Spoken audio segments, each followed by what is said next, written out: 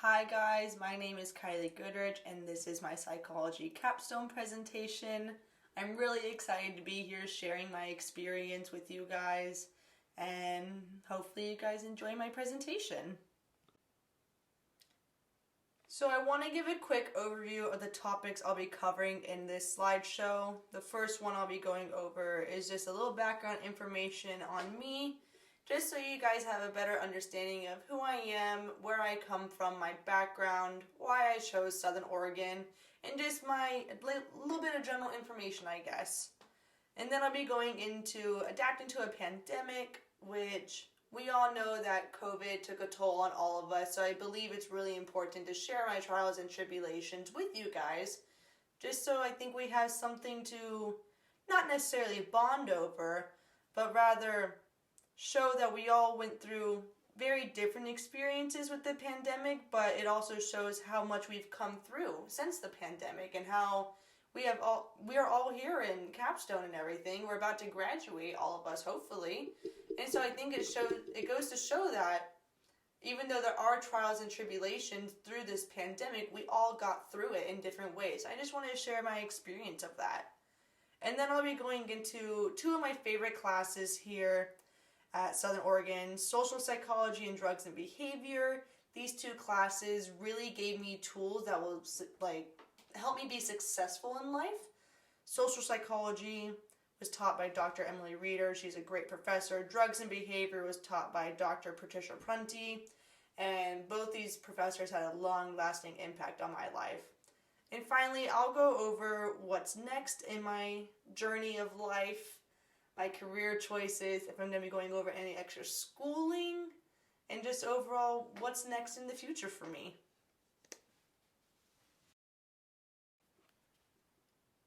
So here's just a little background information about me. I'm a third-year senior standing, graduating this term in June. Graduating a whole year early was not easy. I credit loaded almost every single term except for this one. This is my first time ever taking 12 credits. I'm used to taking anywhere between 16 and 20 credits a term just so that I can graduate a year early. And also, I took classes in high school via dual enrollment from SOU. I live in Wairika, California, so it was quite easy to gain access to online classes here. And that's primarily why I chose to come to Southern Oregon, was because I knew all my credits would transfer easily and it would end up bumping me up credit-wise. I came here in 2019 with my declared major as pre-nursing, and I was on track to attend OHSU and graduate in the 2023 cohort. I declared psychology as my minor, as I figured it would be helpful in my career to understand fundamental human thinking and how to handle stressful events. I was accepted into 2 nursing schools and waitlisted on the other, but I ended up declining all of them because of the pandemic, actually. And that's how I actually ended up becoming a psychology major, and I officially declared psychology as my main major, not just my minor, just 1 year ago in spring of 2021. So my time as a psychology major has actually been very short, with just coming up on my 1 year anniversary of declaring it, I suppose. But within that 1 year, I have learned so many things, and I'm very excited and happy that I am graduating with this degree. Like I mentioned earlier, we have all had to adapt to the pandemic in one way or another. My freshman year is when the pandemic struck, come March 2020.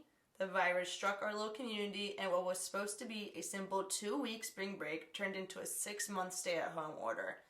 My mom is a frontline worker as an LVN, so it was an even more challenging time for my family, because I was just so nervous that my mom would get coronavirus and bring it home to the family, and I was just really worried for my little community.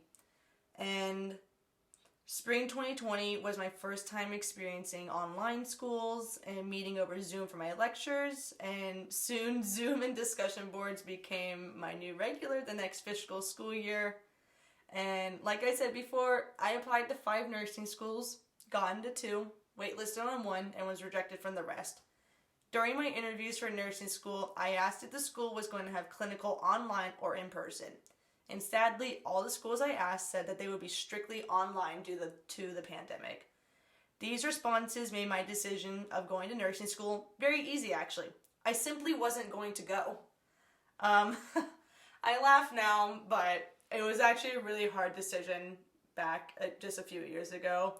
I simply wasn't going to go as long as classes and clinicals were online because I believe wholeheartedly that a good nurse has to have in-person experience and cannot learn how to do proper techniques without being in person.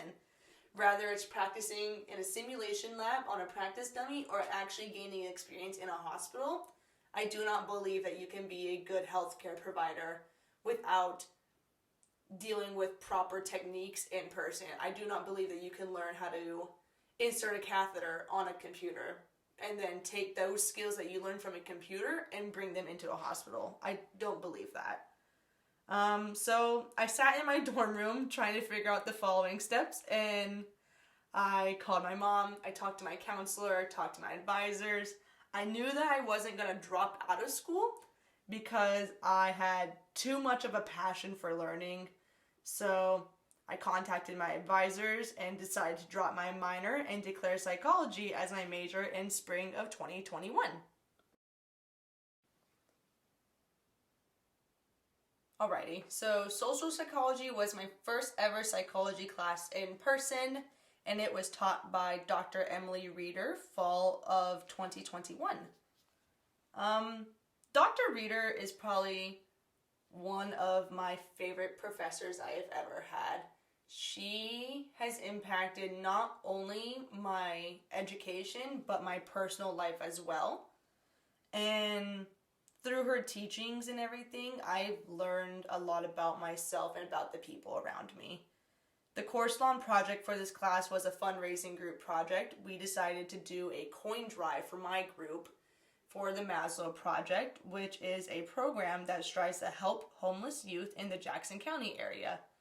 And during this project, we would use different social psychology techniques that we learned in the classroom and apply them to outside. And we would use these techniques on people to see what would happen. And at the end, we would write a paper about it, and we do a presentation about our time. And we did a coin drive fundraiser in front of Sherm's Food for Less. And we used multiple different social psychology techniques like door in the face, which is when we would bluntly ask people for money, knowing most likely we wouldn't get the money, but then we would ask them to do something else in return of not donating money. And that's how we got our spot outside of Food for Less. We asked them for a flat donation. They declined the flat donation, which is fine, and ended up letting us do a coin drive instead. And we would use priming, which is introducing one stimulus and influencing how people respond to that stimulus. And so our way of priming would be, we would fill the jars with our own money, making it seem like people have already donated, thus making other people walking into Sherm's want to donate just because other people have donated also. Priming worked very well because the group noticed that people would blindly walk up and donate without reading any of the information on the table.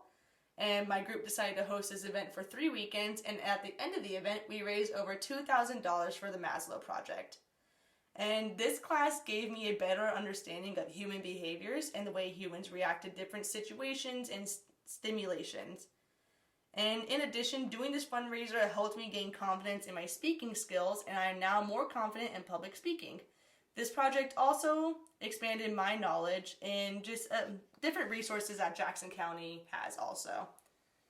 And like I said before, Dr. Reeder has impacted my life on many aspects. And during the winter and spring of 2022, I was involved in my own court case against someone who sexually assaulted me my freshman year. Spring of 2022 was when the case really took off, and during that time, I was taking Dr. Reeder's psych and law class. In this class, we were able to see the blending of psychology and criminology worlds.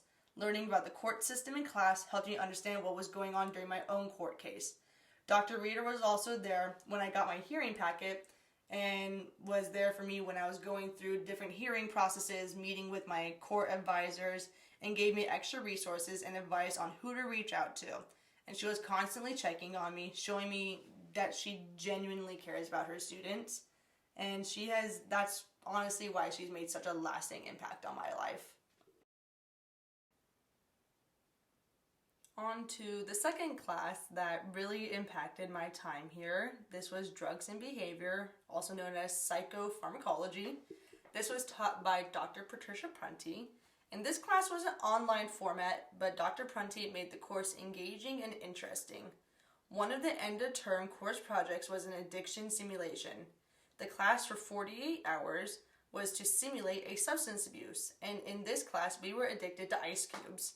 We had to follow various rules along with an hourly log for every waking hour of how we were doing, when our next dose was, and etc. There were 3 components to the assignment: a plan on how we pull off the simulation, a written summary of the rules explaining how our logs would work and how we were going to use our logs, and finally a complete records and overview of our experience. And I remember going into the experience very hesitant. I grew up around an alcoholic who had a substance use disorder and saw firsthand how the illness affected my family. I was overall worried that this would be a triggering experience, but it was the opposite. I had a positive experience, and it gave me a humble reminder that people deal with these disorders daily. While the project for me was only 48 hours, it was some people's whole lives. This project meant a lot to me because I got to firsthand see just how irritated I got being addicted to something as simple as an ice cube, having to go around my partner and my family trying to divvy up these ice cubes and put them into my drinks, because every single drink that we had to have ice in it, whether it was hot, cold, blended, anything of the sort. It had to have ice cubes in it at all times. And planning and prepping for this project was really irritating at times, but then it made me realize this is some people's whole entire days and livelihoods. So I went into the experiment very worried, but I came out very humbled. And now I try my best to look at people who have a substance use disorder very differently, because no one asked to be addicted to a substance. So I think it's time that we give everyone a fair chance, of those who do have a substance use disorder, to give them a fair chance at life and to look at them without judgment also. So what's next for me? I've officially been accepted into Boise State University for their nursing school. I had to finish up one more prerequisite before entering the spring of 2023 cohort. I believe the prerequisite I had to finish up is pathophysiology, and then I will be able to join in the spring. Although majoring in psychology was not the original goal, I'm glad that the pandemic pushed me to adapt to changes COVID brought me, because without them, I wouldn't have made so many great connections. Upon graduating from nursing school, I hope to gain experience at one of the local hospitals, either in my hometown or in the Boise area. I know that there's a couple big ones around there, so I'll look into that. I would really like to either specialize in pediatrics, OB, or in the NICU. I absolutely love working with babies and children, and I love working in women's health also. And so that has really driven me to make sure that my career is surrounded by things I love. And I love taking care of little babies, and also just, I really enjoy learning about maternity and motherhood. I think it's very fascinating what the human body can do. And there's 2 pathways I can take after gaining this experience. I may continue to become a BSN RN and just gain more experience, work my clinical hours. And then I can also either go into a master's program, either in my hometown or around the area, OHSU, something along those lines, and become a pediatric or a women's health nurse practitioner, and maybe open up my own practice. But for the time being, I am solely focused on just graduating Boise with my BSN RN, passing my NCLEX, and just gaining the experience in the labor and delivery ward or pediatric ward. And something that I did to prepare to enter into a healthcare work style, I took Sustainable Compassion with Dr. Paul Condon.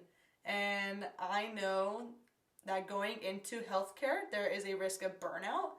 And to combat burnout and learn meaningful skills of meditation and compassion, that's why I took this class.